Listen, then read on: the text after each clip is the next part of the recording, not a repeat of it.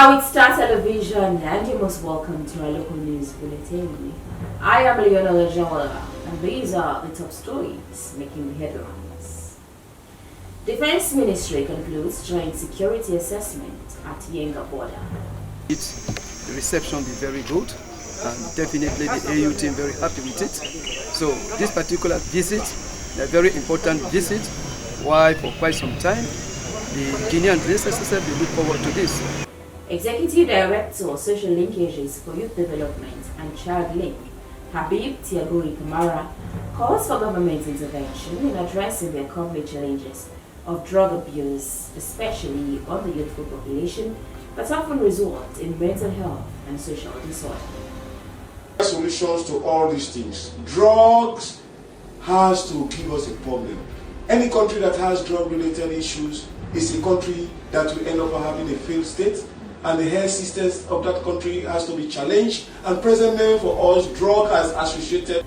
The 100-bed pediatrics ward and the overall infrastructural development at the 34 Military Hospital is the bedrock of the Defense Medical Services, according to the Minister of Defense, retired Brigadier General Hassan Kelly Conte.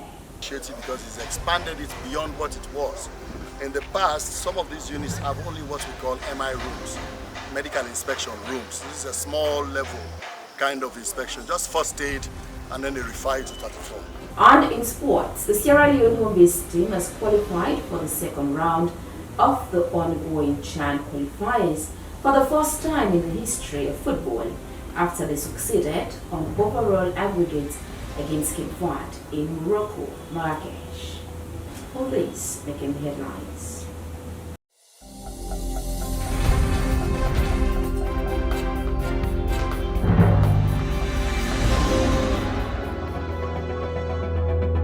Now the news in detail. An African Union assessment team, together with officials from the Ministry of Defense, the Sierra Leone Police, Office of National Security, and Foreign Affairs Ministry, has concluded a joint security assessment at Yenga border crossing point in the Kisiteng, Kailaon district, bordering Guinea and Sierra Leone. A defense correspondent, Abdulrahman Kamara, reports from the disputed Yenga town. Usai Atimapia Road, looking right down, now the Makono River. This na the Yenga. This place na the disputed area since colonial times, where Guinea and Sierra Leone done the battle of with as the right of claimant. Today, this team Denaya, not so as a mediation team, the Kaya for camp gets an initial assessment of what it constitutes some of the border challenges from the side of Sierra Leone. A joint border assessment team undertaken by African Union Border Program, together with officials from the Ministry of Defense, the Sierra Leone Police, Office of National Security and Foreign Affairs Ministry, concludes a security assessment at the Yenga border crossing point in Kisiteng, Kailaon district, bordering Guinea and Sierra Leone. Brigadier General A.S. Bokari, Commander 2nd Infantry Brigade at Kenema, at a brief stop in Kenema with the resident Minister East, gave a highlight of the problem between the two countries that spanned since the 11-year rebel war and the disturbances experienced by local natives at Yenga under the Guinean soldiers. First of all, I want to say the Guinean military forces will meet, the reception be very good, and definitely the AU team very happy with it. So this particular visit, a very important visit, why for quite some time the Guinean SSSF they look forward to this. When I called them yesterday, the commander Naya, I tell him say AU delegation don't come, and that when they come for border assessment, they'll be very much happy, because they have one for their team like this, where they come from other area for can see what they happen. So that the complaints and any other reports the way they go, people then go see the reality and we don't face with. So a very important visit this. The security situation in the general area, of course, we have heard from the Guinean side and even our side is very friendly, it's very cordial, and this except for minor cases, isolated cases, which is not leading to national concern. But definitely the security situation is okay, calm and quiet. The Director Provincial and Border Security, Office of National Security, Mohamed Bunkapuma Bangura, described the situation at Yenga as pretty much disturbing especially with the treatment meted out by natives of the locality by Guinean forces. The issue of Yenga is very, very key when they look at the issue of border security, border management. For quite some time, we don't get reports of the compatriots being harassed now this Yenga area. So the AU team will come, then we want for can see in actuality waiting at this border area, so they don't can see the natural boundary when at the Makona River, we seem for separate Sierra Leone and Guinea, they don't see other areas there. So now make we bring them come for let them go come around and can see the Yenga situation and the areas there where the disputed area, the conflicted area. Sierra Leone, we know say we're a peaceful nation, and His Excellency the President now a very peaceful person. So we the work at the border security, we always want for maintain peace, and whatever problem we get at the border security area, we want for resolve in the most peaceful way. The team lead of the African Union Border Program, Grant Bowers, highlighted the purpose of their visit, which he says is predicated on border settlement in view of the fact that the exercise of delimiting, demarcating, and managing boundaries are very expensive and highly technical. Hence, the EU Border Program is working with states and regional economic communities to mobilize the required resources and other necessary support needed to delimit, demarcate, and manage African boundaries. What we received a request from the government of Sierra Leone 2 months ago to assist in this. And what we do as African Union Border Program, we always do a technical assessment mission on the capacity and equipment of a certain country requested. So that's why we are here. Yes, there is certain things that we have to look at your borders. There's an existing border. If there's pillars, etc., how's the people of movement, is there fruit movement, etc. So that is what we're going to do. And also, Chief, believe me that we as the African Union, we preach to member states that the borders are not barriers, but are bridges for people to move freely, the border community to move freely. It is not to keep you in Sierra Leone, it's for you to move freely, because it belongs, the border area belongs to you, the border community.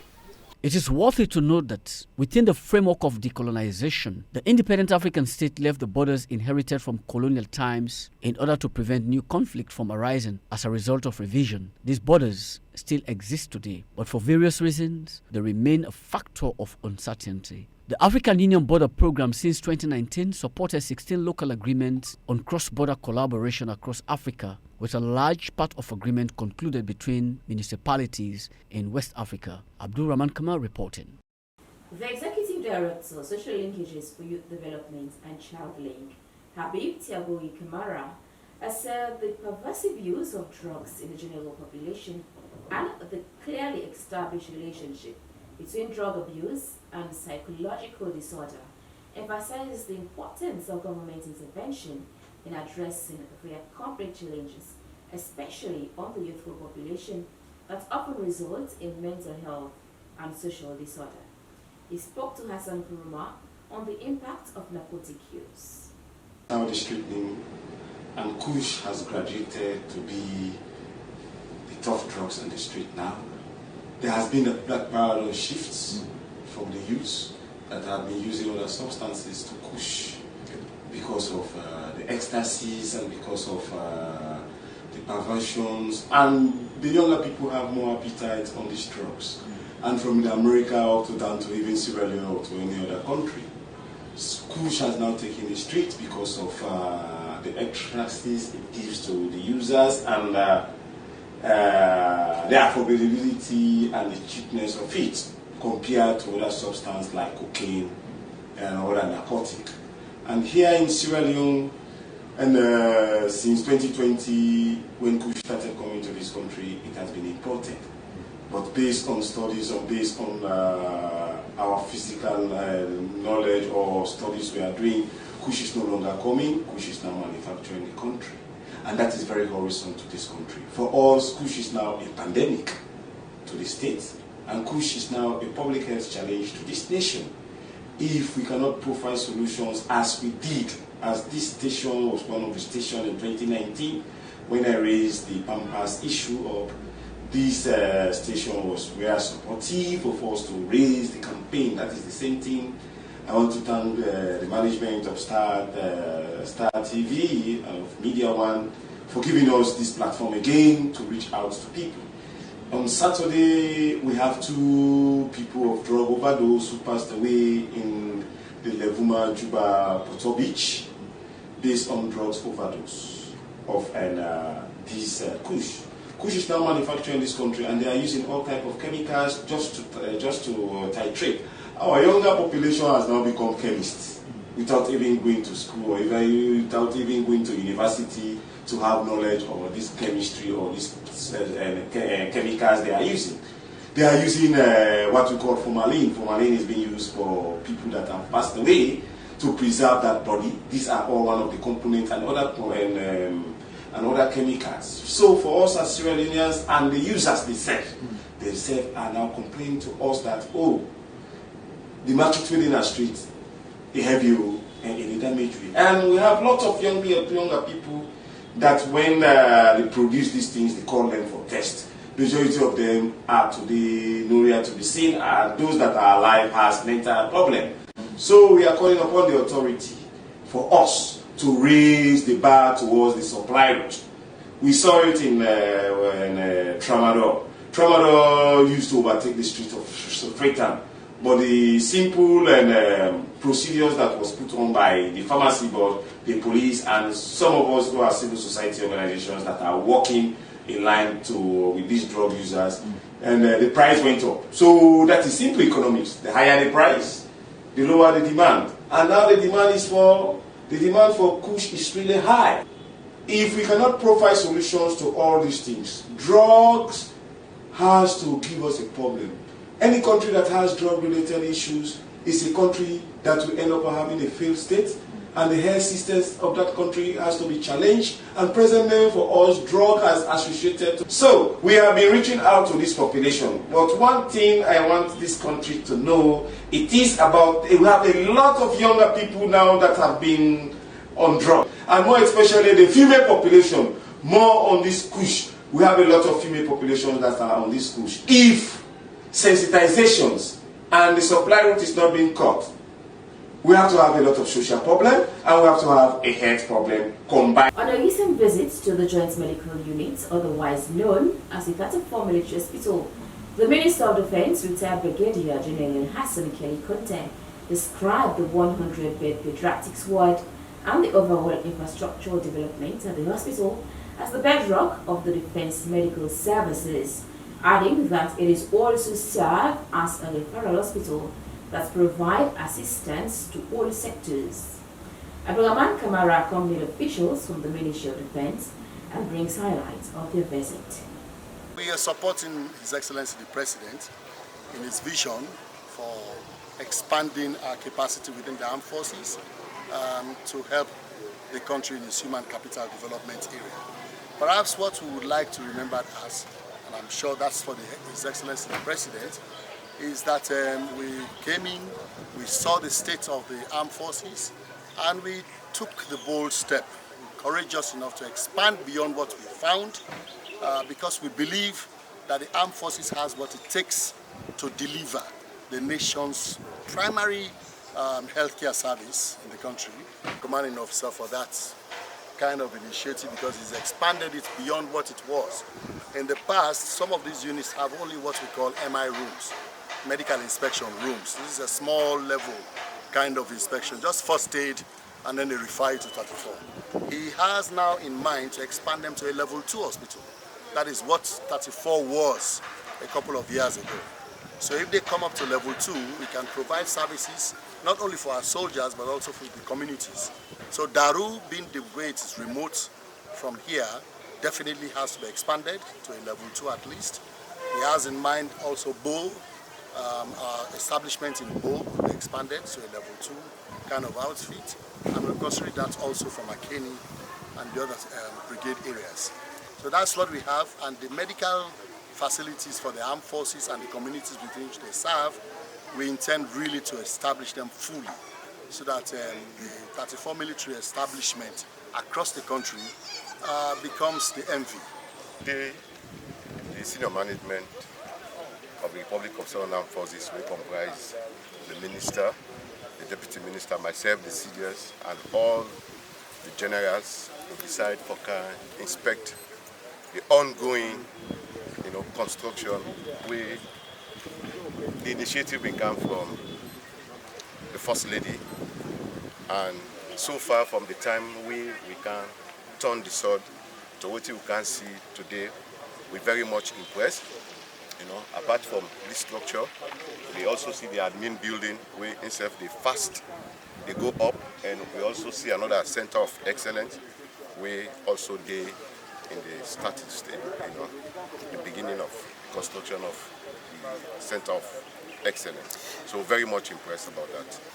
I'm filled with a lot of gratitude, I have to say, and very thankful to senior management that they take the vision of, I think, the Minister and Commander-in-Chief very seriously. And I think it is also motivating to see that they appreciate what this unit is doing, me and my entire team. And of course, it is quite in line with the directives and vision of the Minister of Defense, CDS and the Commander Joint Force. I feel very proud for this thing already being part of this project of the First Lady. And we get the privilege to be part of this project through the Office of the First Lady. Actually, the contract of ministry at the end of September.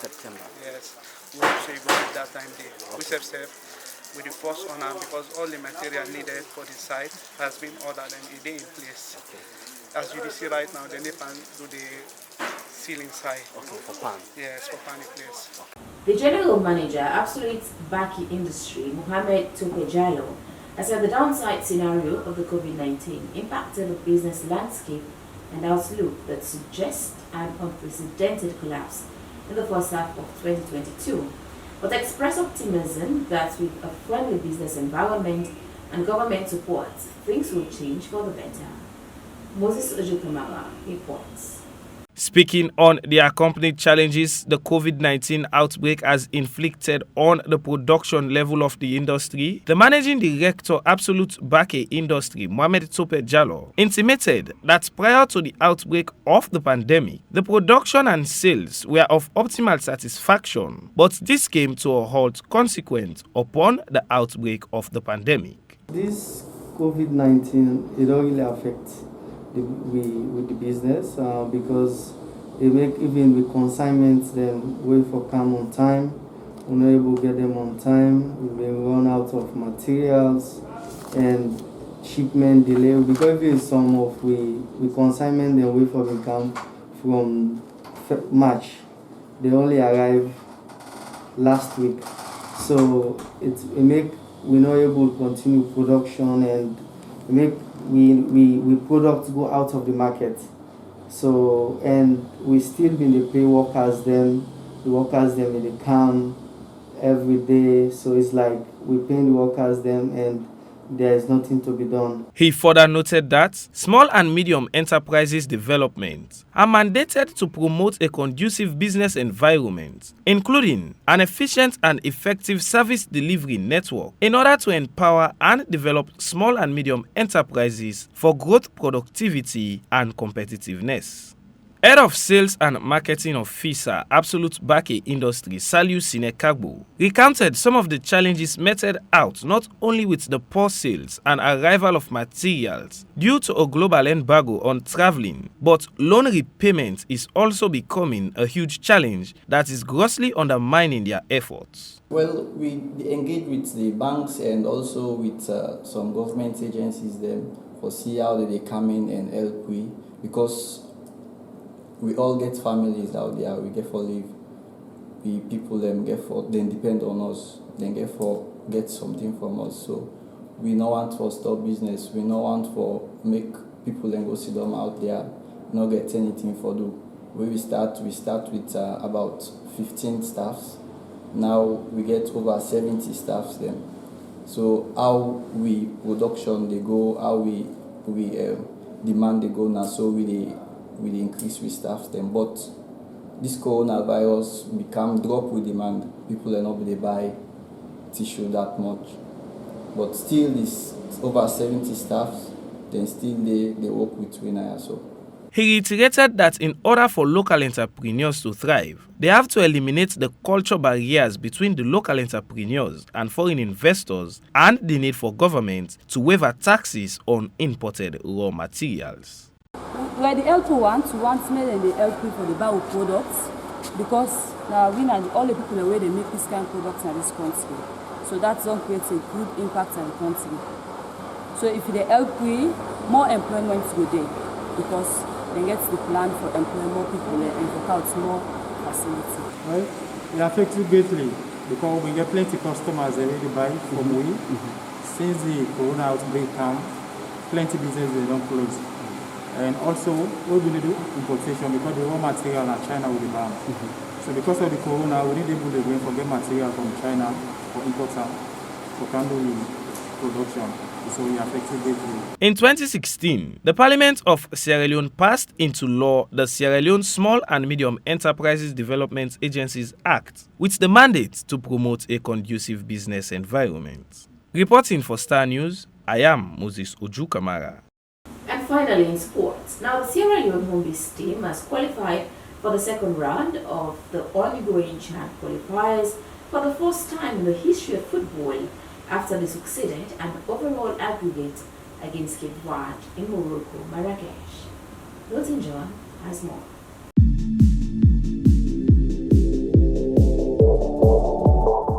The Sierra Leone home-base team has qualified to the second round of the ongoing CHAN qualifiers for the first time in history.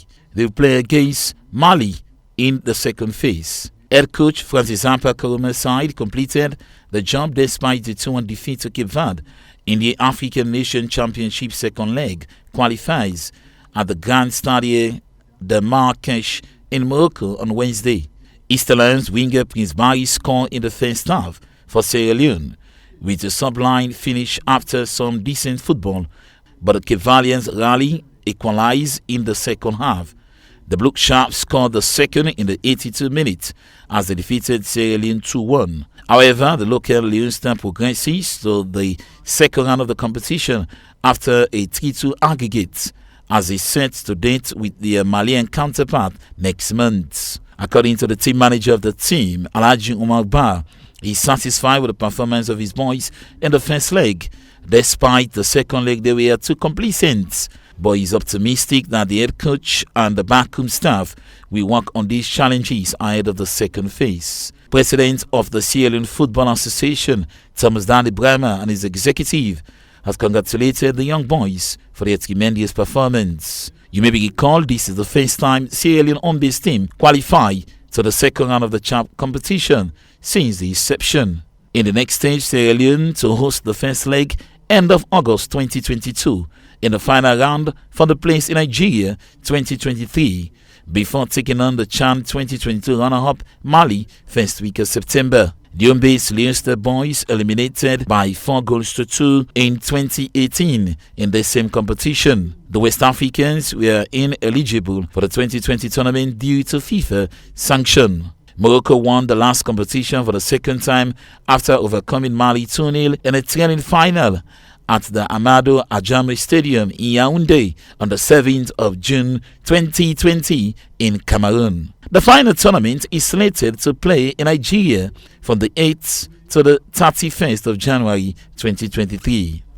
In another development in volleyball, Sierra Leone male team beat Burundi 2-0 in the ongoing Cup of African Nation Beach Volleyball Championship in Morocco. The men's team is drawn in Pool D with Botswana.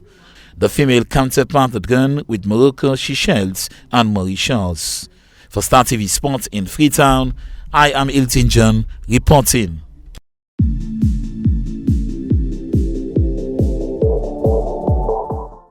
And with that, we bring down the curtain for today in the News Bulletin 5. Thank you for watching. I am Leonela Jawaga. Please stay with us if you can.